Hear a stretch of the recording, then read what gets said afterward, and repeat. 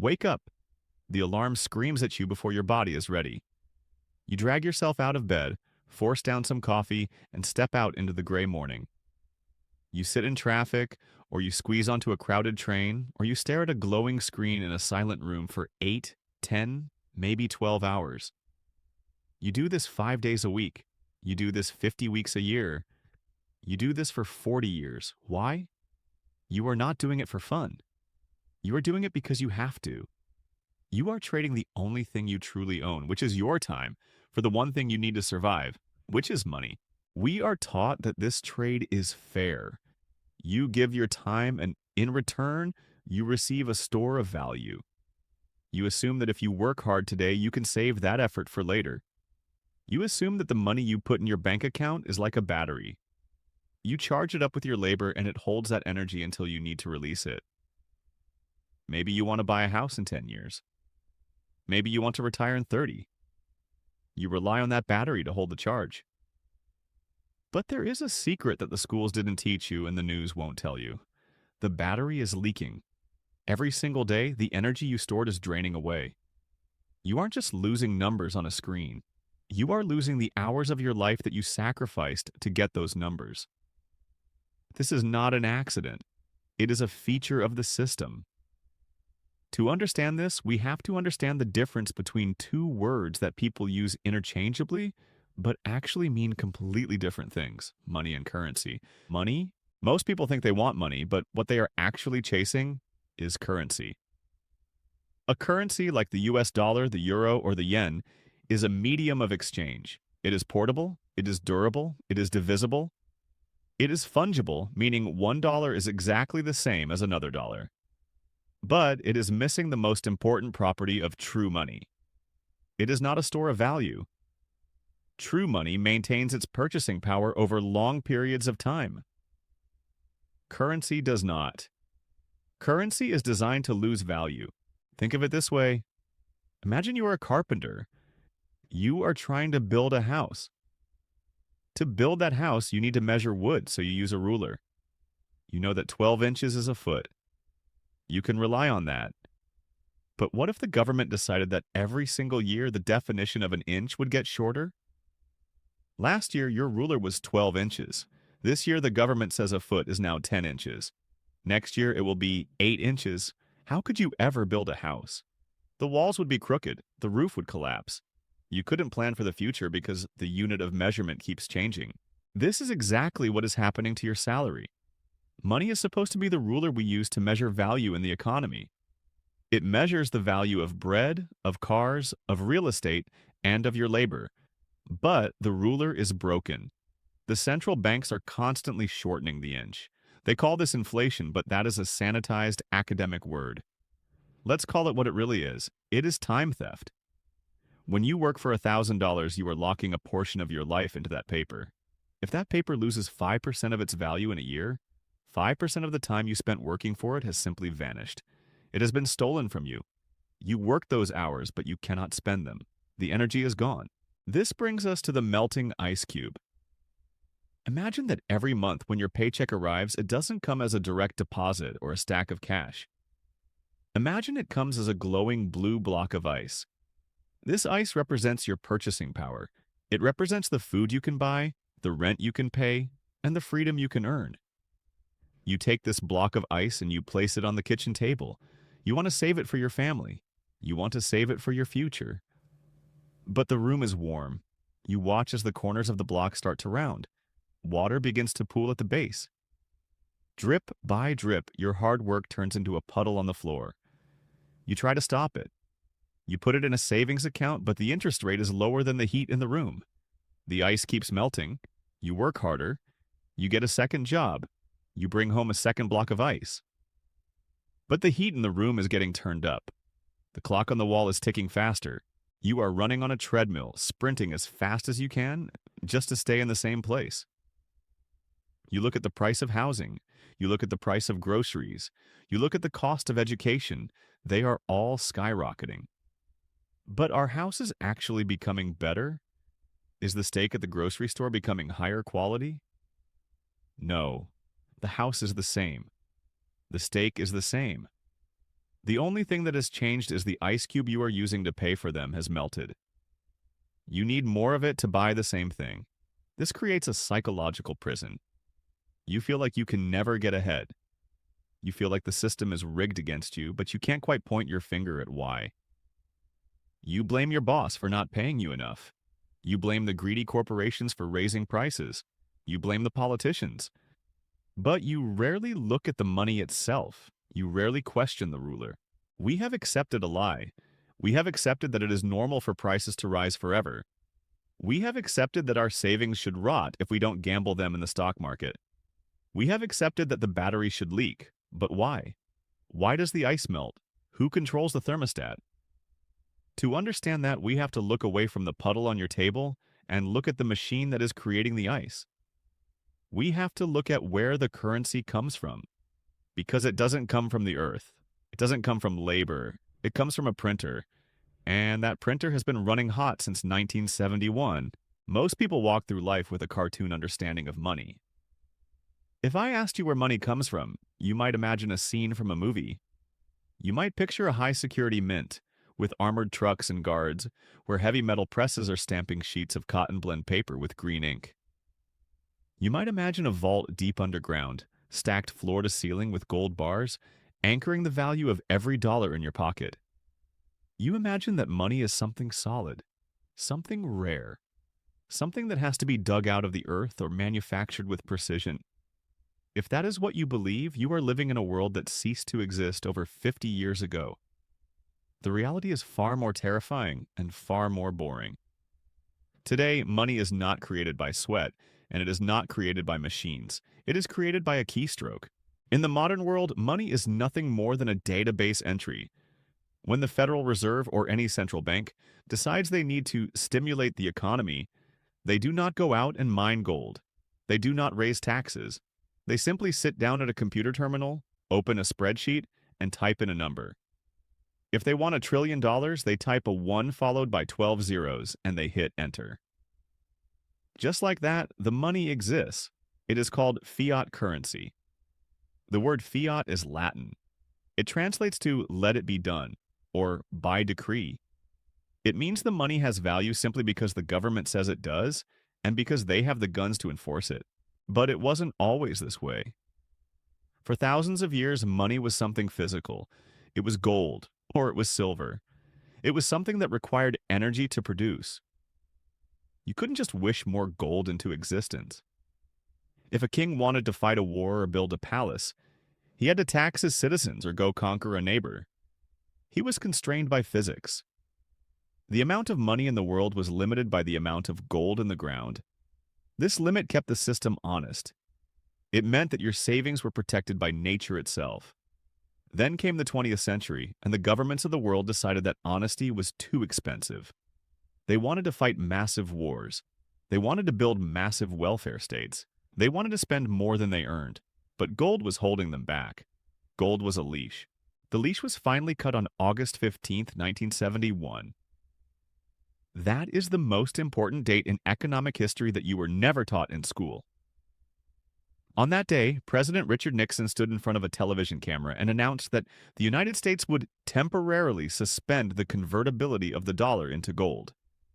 Before that moment, every paper dollar was a claim check. It was a receipt that entitled you to a specific amount of gold stored in a vault. The paper wasn't the money. The paper was the proof that you owned the money. When Nixon suspended the gold standard, he tore up the receipt. He told the world that the paper itself was now the value.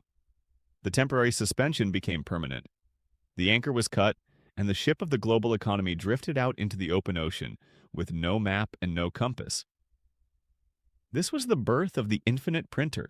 Once the link to gold was severed, there was no longer a physical limit on how much money could be created. The restraint was gone. Now, the only thing limiting the supply of money is the conscience of the politicians and the central bankers. And history has shown us, time and time again, that when you give a human being the power to print infinite wealth, they will use it. This brings us back to the cyberpunk printing press. Imagine a machine the size of a skyscraper towering over the city. It pulses with neon light and hums with a deafening electric roar. This machine is the central bank. It is vomiting sheets of paper money out of its vents, flooding the streets, burying the cars, drowning the pedestrians. In the old world, if you wanted to become wealthy, you had to provide value. You had to bake bread, build a house, or invent a tool. You had to give something to get something. But the infinite printer changes the rules of the game. Now, the government can simply print the value required to solve their problems. Did the banks gamble away the economy in 2008? Turn on the printer. Did a pandemic shut down the world in 2020? Turn on the printer. Is the national debt too high to ever pay back? Turn on the printer. They call it quantitative easing. They call it liquidity injection. They use complex, boring language to make your eyes glaze over so you don't ask the simple question, if you can just print money, why do I have to pay taxes? If you can just print money, why is there poverty? The answer is that printing money does not create wealth. It only redistributes it. When they print $1 trillion, they do not print $1 trillion worth of houses or cars or food. The amount of stuff in the world stays the same, but the amount of paper claiming that stuff explodes. Think about the game of Monopoly. There is a fixed amount of colorful money in the box. Now, imagine if every player was given a photocopier. Every time they passed go, instead of collecting $200, they could photocopy as many bills as they wanted. What would happen to the game? Within a few turns, the price of Boardwalk wouldn't be $400, it would be $400 million. The game would break. The money would become trash. This is the reality of your paycheck. You are working for a currency that has an infinite supply.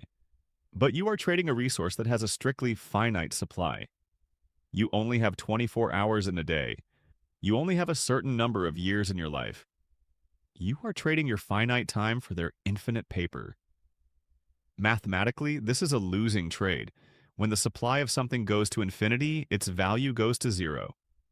As the printer accelerates, the value of your labor collapses. You are running on a treadmill that is being controlled by a madman who keeps cranking up the speed. You run faster, you work longer hours, you take on side hustles, but you can never catch up to the speed of the printer. This explains why your grandfather could support a family of 5 on a single income from a factory job, while you struggle to pay rent with 2 incomes and a college degree. Your grandfather was paid in money that was scarce. You are paid in confetti. But here is the darkest part of the scam. When the money is printed, it doesn't just appear in everyone's wallet at the same time. If the government mailed everyone $1 million today, prices would just go up tomorrow and nobody would be richer. No, the fresh money enters the system at a specific point. It has an entry point. And whoever is standing closest to that entry point gets to spend the money first. They get to use the fresh cash before it loses its value. By the time it trickles down to you, the damage has already been done. This phenomenon has a name. It is called the Cantillon effect, and it is the mechanism that explains why the rich get richer and you get poorer. The most dangerous lie about inflation is that it affects everyone equally. The politicians will tell you that inflation is like the rain, that it falls on the rich and the poor alike. They tell you that we are all in this together. That is false. Inflation is not a weather event.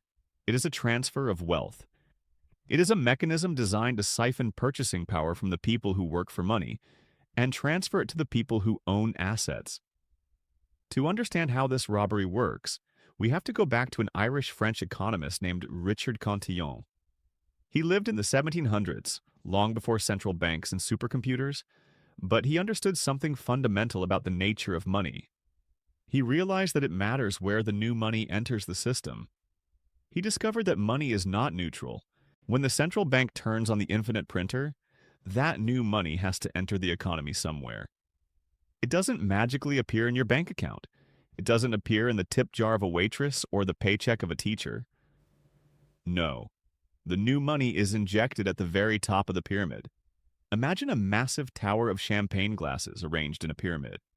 The glasses at the very top represent the government, the central banks, and the major financial institutions. The glasses in the middle represent corporations and business owners. The glasses at the very bottom, the ones struggling to hold up the weight of the entire structure, represent you. They represent the wage earners, the savers, the retirees. When the printer turns on, the central bank pours the fresh liquid money into the top glass. The people at the top, the banks, the hedge funds, the political insiders, they get the money first. And this is the key. They get the money before it has circulated through the economy. They get the money while prices are still low. They are drinking fresh champagne. What do they do with this free money? They don't buy milk and eggs. They buy assets, they buy stocks, they buy bonds, they buy real estate. They buy up the apartment buildings in your city. They buy up the farmland. Because they have this flood of cash before anyone else, they drive the prices of these assets up. The money then spills over from the top classes into the middle classes. The corporations get access to cheap loans. They use this money to buy back their own stock, pumping up their share prices, making the CEOs richer. They expand their empires. They are still getting the money relatively early. Prices have started to rise, but they are still ahead of the curve. Finally, after months or even years, the money trickles down to the bottom classes. It reaches you. Maybe you get a tiny raise. Maybe the government sends you a stimulus check for a few $100s. You think you have been helped, but you haven't. By the time the money reaches your hands, the game is already over. The liquid is stale. The new money has already circulated through the system, and because there is so much more of it, prices have skyrocketed to adjust. The house you wanted to buy is now 20% more expensive. The used car is 30% more expensive. The steak is double the price. You received the money last. You received the money only after it had lost its value. This is the Cantillon effect. The closer you are to the printer, the richer you get. The further away you are from the printer, the poorer you get. It acts as a silent tax. The people at the top are effectively stealing the value from the people at the bottom without ever breaking into your house. They are stealing your purchasing power by diluting the currency you worked so hard to save. This explains the world you see around you. It explains why the stock market can hit all-time highs while the actual economy is crumbling. It explains why luxury brands are reporting record profits while food banks are running out of supplies. It explains why the rich seem to live in a completely different reality than the poor. Because they do. They are playing with a different deck of cards. They are surfing on the wave of inflation while you are drowning in it. When you see a billionaire add another billion to their net worth during a recession, do not be confused. It isn't because they worked a billion times harder than you. It is because they own the assets that the printed money is flowing into. They are standing under the waterfall with a bucket while you are standing downstream with a teaspoon. The system forces you to gamble.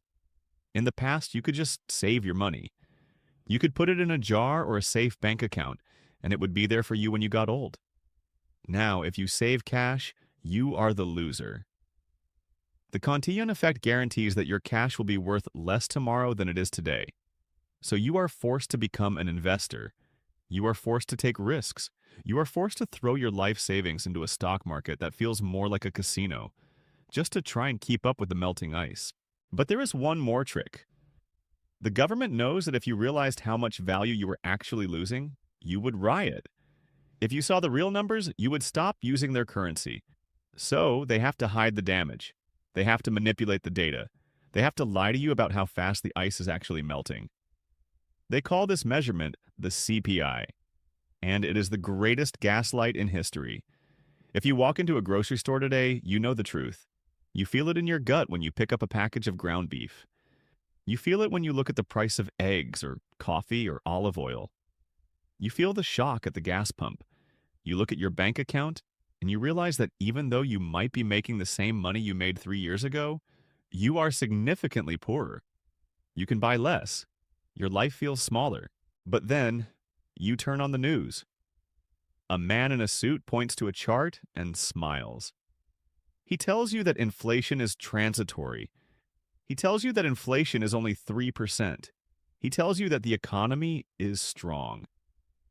You look at the screen, and then you look at your receipt. They don't match. You feel like you are going crazy. Are you imagining it? Are you just bad with money? You are not crazy. You are being gaslighted. The number they show you on the news is called the CPI, the Consumer Price Index. It is supposed to measure the cost of living. It is supposed to track how much the price of a basket of goods, food, energy, housing, goes up over time. But the CPI is not a scientific measurement. It is a political tool. Think about it. Who calculates the inflation numbers? The government. Who is responsible for causing the inflation by printing money? The government. It is like letting a student grade their own test. Do you think they are going to give themselves an F? Of course not. They are going to massage the numbers. They are going to change the formula until they get the grade they want. They use two main tricks to hide the truth from you. The first trick is called substitution. The government assumes that when prices go up, you will naturally switch to buying cheaper things. Let's say the price of steak goes up by 50%. A normal person would say, "Wow, inflation is high." But the government says no. Rational consumers will stop buying steak and start buying hamburger meat. So they take the steak out of the inflation basket and they replace it with hamburger. If the price of hamburger goes up, they assume you will switch to hot dogs. If hot dogs get too expensive, maybe you'll switch to dry pasta. They are not measuring the cost of maintaining your standard of living. They are measuring the cost of a degrading standard of living. They are tracking how much it costs to survive as you slowly slide into poverty. If you have to eat worse food to stay alive, the CPI says there is no inflation. It says the cost of meat stayed the same, even though you're now eating garbage instead of ribeye. The second trick is even more insidious. It is called hedonic adjustment. This is a fancy way of saying quality adjustment. Let's say you need a new laptop. Last year, a laptop cost $1,000. This year, the new model costs $1,000. The price is the same. Zero inflation, right? Wrong. The government bureaucrats look at the new laptop and say, well, this one has a faster processor and a better screen. It is technically twice as good as the old one. So, in their spreadsheet, they record the price of the laptop as $500. They say the price went down by 50%, even though you still had to pay $1,000 at the register. They claim that because the product is better, the price you paid is technically lower. Try telling that to the cashier. Try telling your landlord that because your apartment was painted, it is technically better, so you should pay half the rent. They will laugh at you. But this is how the government calculates the numbers that determine your raise, your social security, and your tax brackets. They use these tricks to suppress the official number. If they admitted the real rate of inflation, the rate that actually reflects the price of assets, housing, and quality food, it would be double or triple what they report. If they admitted the truth, the interest rates on the national debt would explode. The system would collapse. So they lie. They build a hamster wheel for you. You are the hamster. The credit cards are the wheel. You run faster and faster. You work harder. You try to keep up with the lifestyle you had 5 years ago. But the background is moving backward. The goalposts are moving away from you. You notice that products are getting smaller too. This is shrinkflation. The bag of chips has more air. The candy bar is 10% lighter. The box of tissues has fewer sheets. The price stays the same, but you get less. It is 1,000 tiny cuts bleeding you dry, all while the official data says everything is fine. They want you to believe that rising prices are your fault. They want you to believe it's corporate greed, or supply chains, or bad luck. But it is simply the devaluation of the currency. They are diluting the soup by adding more water, and then telling you that you are just not hungry enough. You cannot win this game. You cannot save your way out of this in dollars. If you put your money in a bank account that pays you 1% interest, while the real inflation rate is 10%, you are setting your wealth on fire. You are guaranteed to lose. The ship is sinking, the hull is breached. The captain is lying on the loudspeaker telling everyone to remain calm while he gets on the helicopter. You need to stop listening to the captain. You need to stop trying to patch the hole with paper money. You need to find a lifeboat. You need to stop saving in currency and start saving in something they cannot print. You need to move from the paper world to the real world. You need hard money. The system is not broken. It is working exactly as it was designed to work. It was designed to extract value from the many and concentrate it in the hands of the few. It was designed to keep you running on the hamster wheel, chasing a carrot that is always just out of reach. You cannot vote your way out of this. You cannot protest your way out of this. The machine is too big and the printer is too powerful. So what do? If the ship is sinking, you do not try to bail out the ocean with a bucket. You get off the ship, you find a lifeboat. The solution is simple, but it requires a complete rewiring of your brain. You have been trained to be a saver. You have been told that being responsible means hoarding currency, but in an age of infinite money, the saver is the sucker. To survive, you must stop being a saver and start being an owner. You must stop storing your life energy in paper that they can print by the trillion. You must store your life energy in things that are finite, things that cannot be faked, things that cannot be diluted. This is called hard money. Hard money is an asset that is anchored to reality. It is an asset where the supply is strictly limited by the laws of physics or the laws of mathematics. When you own hard money, you are not relying on a promise from a politician. You are relying on the scarcity of the asset itself. There are three main forms of hard money in the modern world. The first is real estate. They are not making any more land. The earth is finite. If you own a piece of productive land or a property in a city where people want to live, you own a slice of the physical world. When the government prints $1 trillion, the amount of land does not increase. So the price of the land measured in dollars goes up. The house isn't getting more expensive. The dollar is getting weaker.